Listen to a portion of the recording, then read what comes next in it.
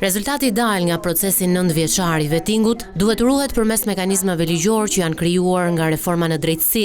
Kjo është qasja që bashkohoi disa nga aktorët më të lartë të politikës dhe drejtësisë në ceremoninë e mbylljes së mandatit kushtetues të Kolegjit të Posaçëm të Apelimit.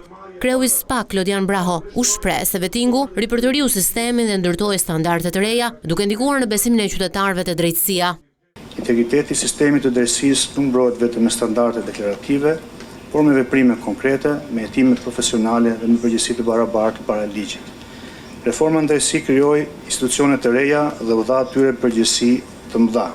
Tani është detyra jonë që këto përgjegjësi t'i realizojmë me seriozitet, me integritet dhe në respekt të plotë të kushtetutës dhe të ligjit. Ambasadori i Bashkimit Evropian në Shqipëri, Silvio Gonzato, përshëndeti procesin e gjatë dhe sfidues, i cili sipas tij ka luajtur rol kyç në rezultate të prekshme dhe historike. What comes next is an even harder test. Askush nuk është mbi përgjegjësinë dhe llogaridhënien dhe se pavarësia e gjyqësorit duhet të ecë krah për krah me etikën profesionale. Kjo nuk përbën fundin e reformës, por shënon nisjen e një faze të re. Ajo që vjen pas është provë edhe më e vështirë që këto rritje të jenë të qëndrueshme në kohë.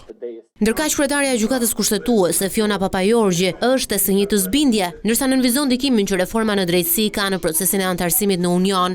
Institucionet e përhershme kushtetuese marrin përshtypën ruajtjen dhe zhvillimin e standardeve të ndërtuara gjatë këtyre viteve.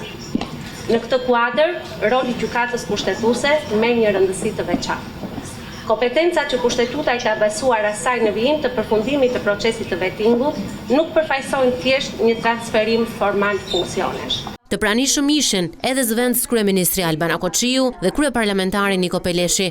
Data 5 mars shënoi përfundimin e vettingut. 805 magjistratë dhe ndihmës ligjor ju nënshtruan procesit të verifikimit të bazuar në 3 kritere, atë të pastërtisë së figurës, pasurisë dhe aftësive profesionale. Kolegji i Posaçëm i Apelimit ka dhënë 417 vendime. Mirëpo, ky proces që shkarkoi afërsisht gjysmën e magjistratëve ka shkaktuar kosto për qytetarët me rritjen e numrit të dosjeve dhe vakancat në sistemin gjyqësor.